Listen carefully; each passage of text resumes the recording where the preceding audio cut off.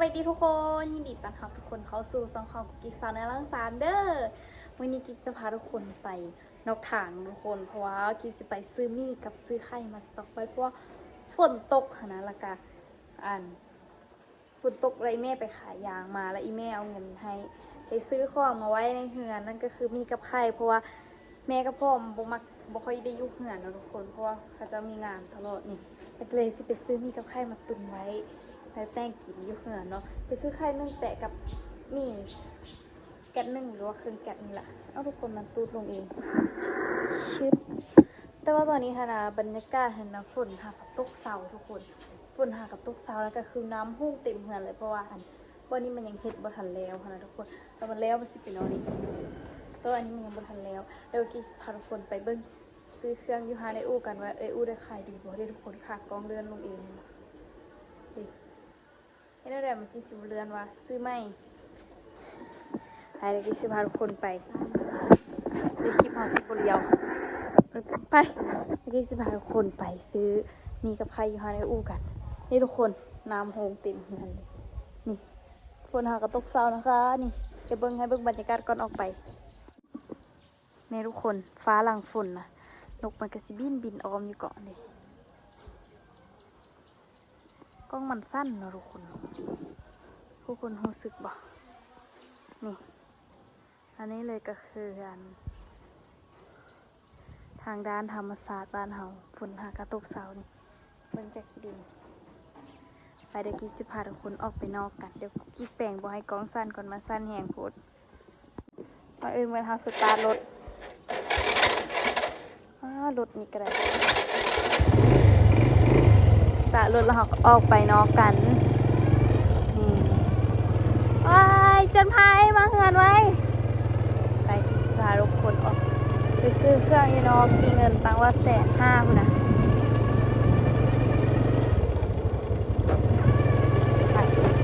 ทุกคนคือตอนนึงค่ะนะเบรกกิ๊กเป็นอย่างคือตอนนึงฮันคิดว่ากิ๊กสิถ่ายคลิปตอนฝนตกแต่บ่ฮู้ว่าเสียงเพลงมาจากเฮือนไผดังเลยบ่ได้ถ่ายซ้ำอันนี้ก็คือหลังฝนตกอุ้ยท้องฟ้างามแฮงนี่ก็กำลังสิออกไปบ้านเฮามันก็บ่มีขี้ตมแล้วทุกคนเพราะว่านั้นเนาะเพิ่นปูทางยางแล้วมันเฮ็ดให้น้ำโพงได้อยู่ในทางยางแล้วก็เลยบ่มีขี้ตม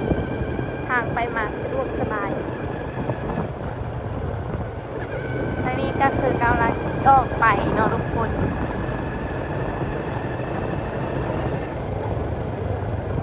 ไปจะพาทุกคนไปหาในอู่ทางหาในอู่กับบ่ค่อยไก่จากเหือนกุกิปานใดแต่ว่าอยู่ทางในหมู่บ้านก็มีห้างสะดวกซื้อน้อยๆคือกันอันนี้ฝนหากระตุกเสาเลยทุกคนเบิ่งไหมมีหมอกเต็มเลยอันนี้ก็คือหมอกเลยทุกคนโมเมนต์เปลวไฟไหม้แล้วเนาะ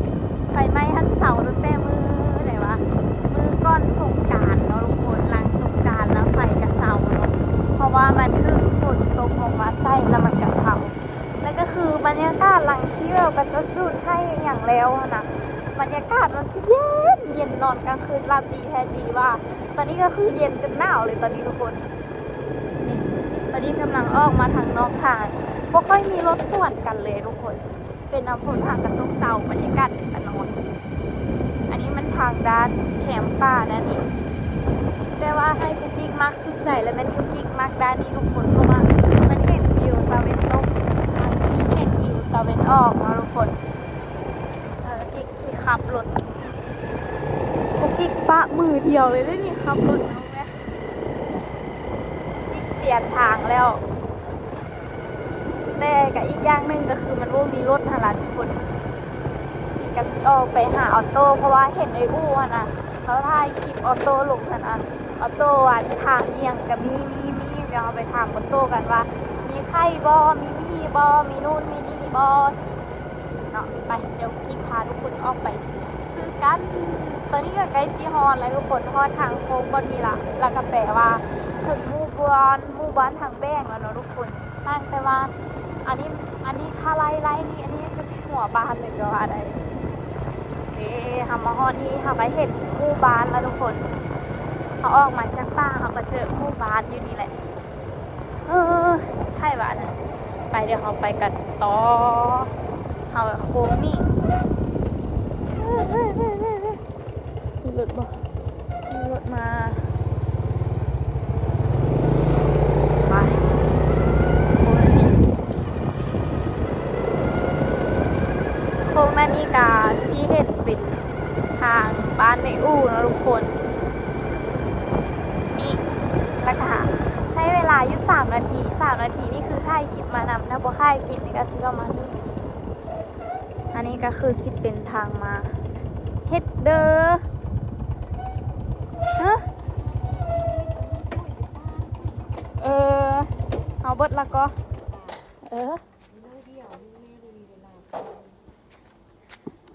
เอาข้างไอ้ตัวได้ซ้ำนี้สมบ่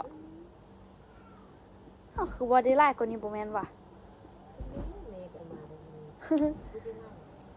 ฮะได้หลายอยู่ก่อรถอันนี้นี่งามแท้วะไม่ค่อยตุ้ยว่ะมื้อนี้เครียดก็คือสิออกดีเนาะอัน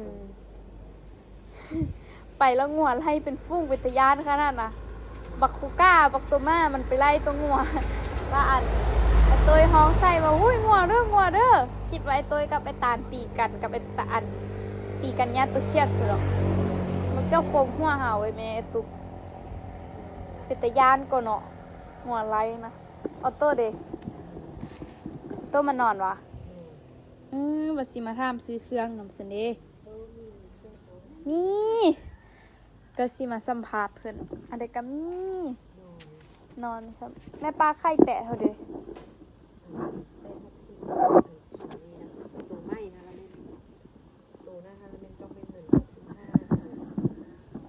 ตัวแพงที่เคยตัวที่เอาอยู่ด้านเหนือนั้นแม่น60โอ้60เบิดไว้อยู่ดิเฮาสิเอาแตะ1ไปหาบริการตัวเอง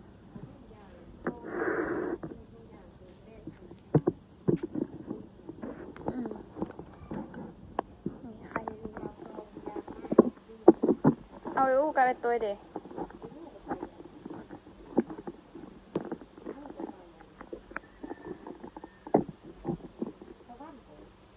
อ้าวไปเด้อ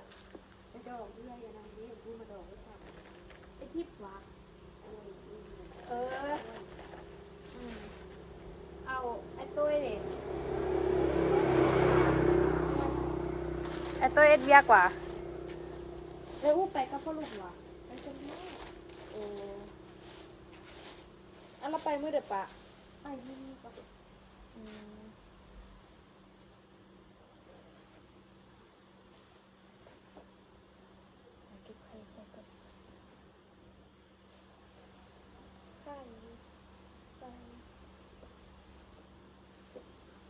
ไปปลาเอ็ดซ่อมพ่วงซ้อนกันวะแล้วจึงเอาไข่ใส่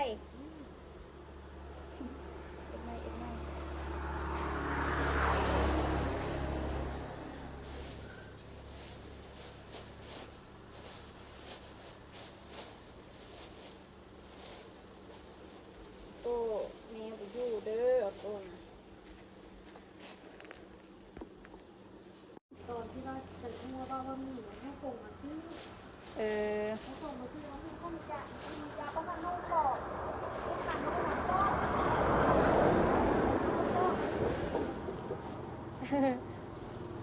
มาเลยค่ะดูหน้าบ้านใกล้ตรงนี้ยาสุกกับมีอันนี้มีทุกอย่างเอาตัวใครเกิน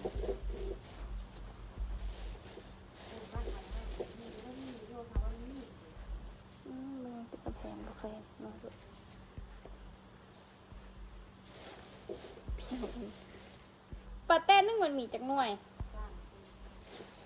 เดี๋ยวฮะเอาเต็มแปะนี่แหละ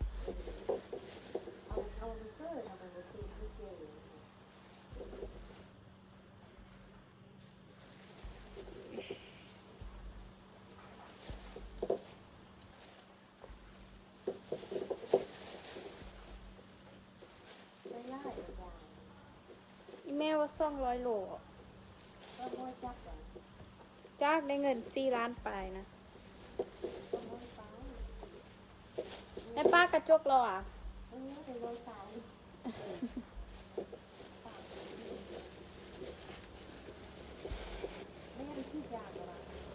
บ่นะมื้อเช้านี้เรานอนลืมตื่นนี่ทุกคนได้พอดีทงอย่างหนึ่งปลามีปลาไข่แก๊สเถอะเด้อ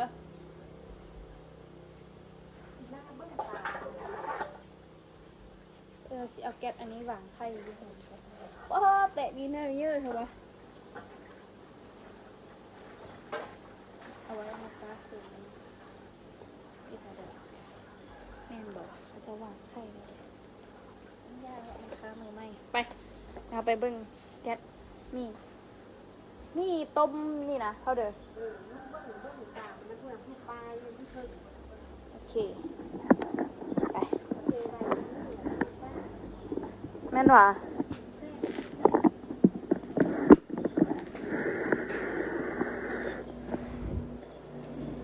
มีบอแมนทุกคนมี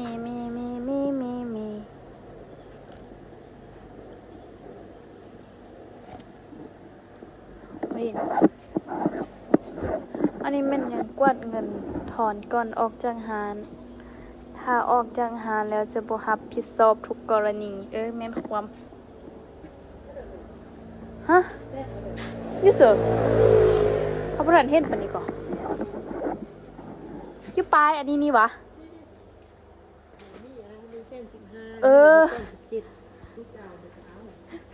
เอาละอ่านหลวงปีนไหมปะเอาละมาอ่านหลวงนี้เอามาอ่านตัวนี้ที่จริงมันติดอยู่นี่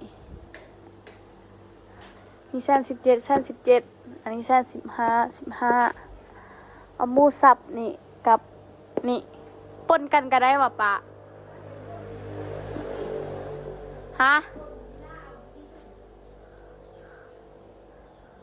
ปนกันทุกคน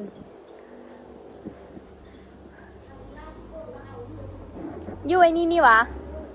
โอเคไปหามาจัดมีเขาอันนี้ก่อน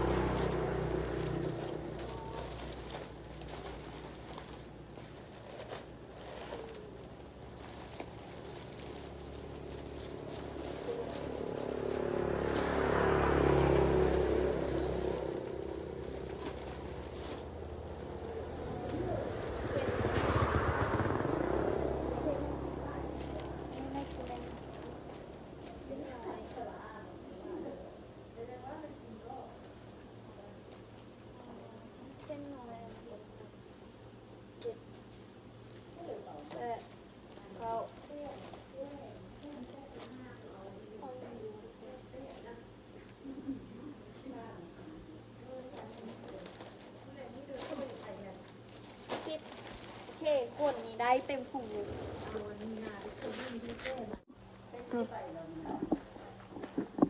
ได้ละจ่ายเงินกันอาป่ะ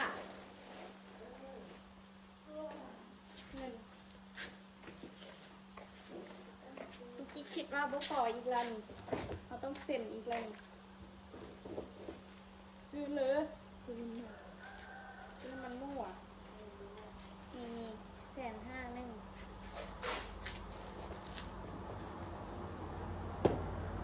โอเคได้เครื่องมาครบเลนผลทั้งมีทั้งไข่ออตตี้มันนอนอยู่อะ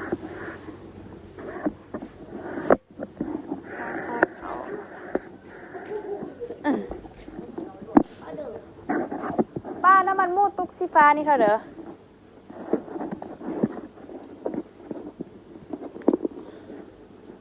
เฮ้ยลูกค้าประจำว่ะ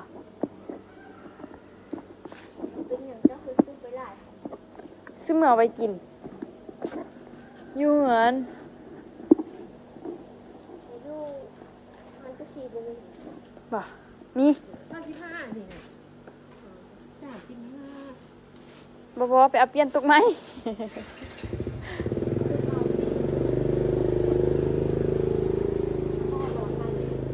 เนี่ยเอาตัวเป็นแตะครับนี่30 ห่อเอาแนวละ10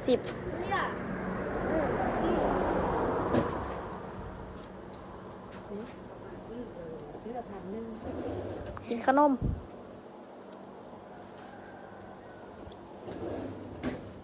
แม่นตัวป้า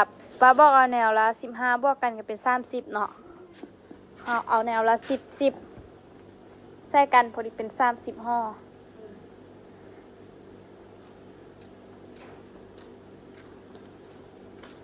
เขาต้องได้ดาวอีกแล้วทุกคนเลยทำมาซื้อเครื่องงานให้อุ่นบอกอีแม่ว่าอีแม่โอนจ่ายละ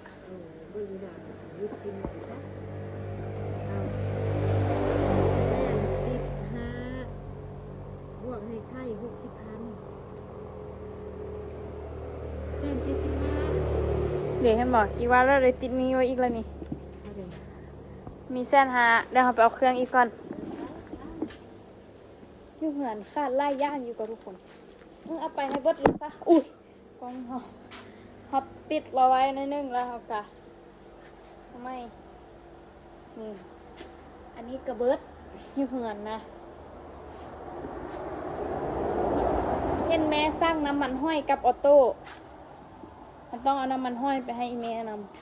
ำเห็นบ่เราสร้างน้ำมันห้อยน้ำมันห้อยหัน35พอมันอย่าเอายาสระผมเพราะว่าห่วงเขาเหนียวแห้งสระอย่างเดียวว่าโดบครีมนวดผมสิสระอันนี้ก่อน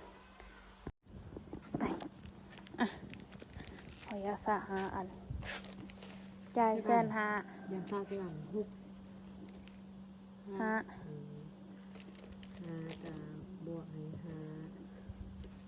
2เส้น41ลบ150,000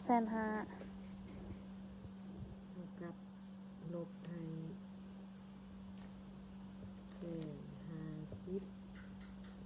50 95 91เอาทุกคนเอาเป็นหนี้เพิ่นต้อง91,000เนาะเบิดมันบ่บัดนี้91นี่9เบิดแล้วว่ะจะได้แม่ค้าทีเมื่อกี้นี่บ่ฮู้ว่าแม่ตัวคิดนี้ตัวว่าแม่ตัวโอนใส่ละเราถามแล้วเราว่าโอนละแม่บ่ฮู้แม่เบิ่งแต่บัญชีซื่อไปทุกคนอันนี้ก็คือเครื่องที่เฮาได้ป้าได้บ่ได้หลายนึง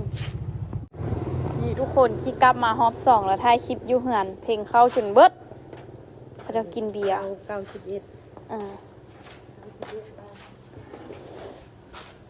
ถอน 9,000 แม่นว่ะถอน 9,000 ยังบ่ตื่นอีกว่ามาน้อยนะเพราะยังบ่ตื่นเหรอปะเขาสิเอาเครื่องไปตกแต่งไว้เอ็ดบอนไว้มันก็ซอกกรอบเก็บแกะเก็บหยังปลาเขาเอาออกไปเท่านี้ก็ได้ไปก็ได้ละ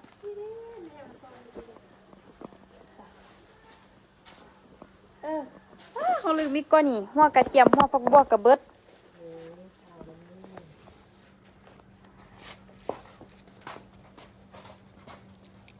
ตัวนี้แหละเอาไปไว้ทุกคนเอาเซลยองไว้ไข่เพราะว่ามันซีอันนั้นเดี๋ยวเราไปเฮ็ดภาพ ยุ่งยิงงุงยิงอยู่เหือนพุ่นซะเพราะว่าอยู่พุ่นมาใส่เสียงเพลงใส่อันเสียงเว้าบ่ได้ก็เจ้ากินเบียร์เปิดเพลงดังไปเฮาโลหาแม่เฮาเอาหัวหอมบัวอีก5ขีด ผัดกระเทียมผัดบัวปลาแดกมี่ไข่กูแม่นกลับมาอีกก็แต่งไปชื่อกลับมาแล้วเนาะ แม่มันโทรมาสั่งวะ สร้างกับแม่ปลาแดก13มาเด้ออันนี้20,000เลยลาเอ้ย3,000 แต่ก็สิได้ อัน ติด นี้ นี่ นั่นเครื่องหนึ่ง13เราตัวนี้เครื่องหนึ่ง18 13บวกให้18ให้30,000 94,000ไล่อีกกว่าเด้อ13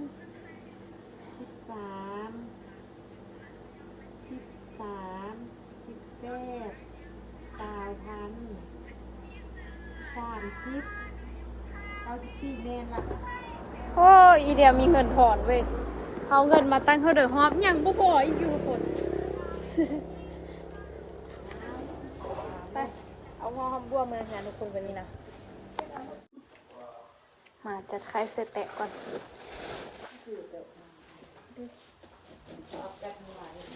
เอาเซมี่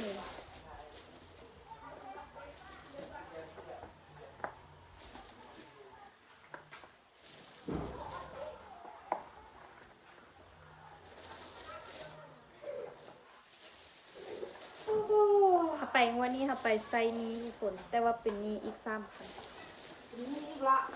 3,000 กีบมันเว้ยงานเสียค่ายครบหรือกายนี่นะ น้ำน้ำฟองจ้ะ กับนึ่งใส่ก้นกายผสมกับเพราะว่าผลกายเพราะว่าอดแปะนี่ไรไม่ใส่ไปเนี่ยง ไปดาวเก็บไว้ได้ทุกอย่างเลยนะ เพราะว่าชิมาเห็ดแกะ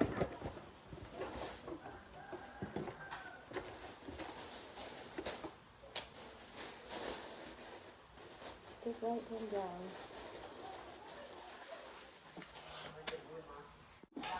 นี่ทุกคนมันก็เป็นตามที่คิดอยู่เลยแต่มาเบิ่งเรามาซื้อนี่เอาสิของ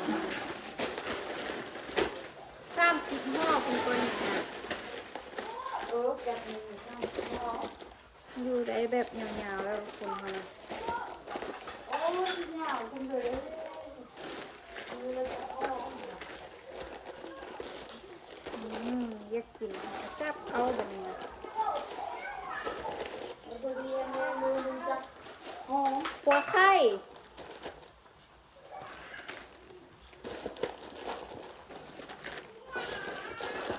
บ้านว่าได้ไปกินอย่างวะเนาะลืม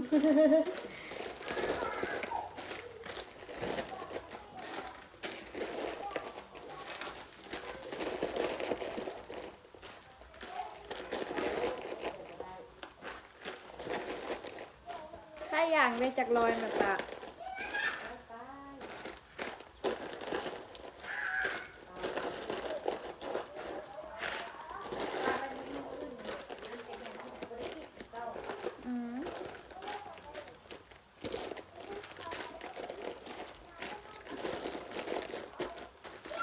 นี่ทุกคนเรียบร้อย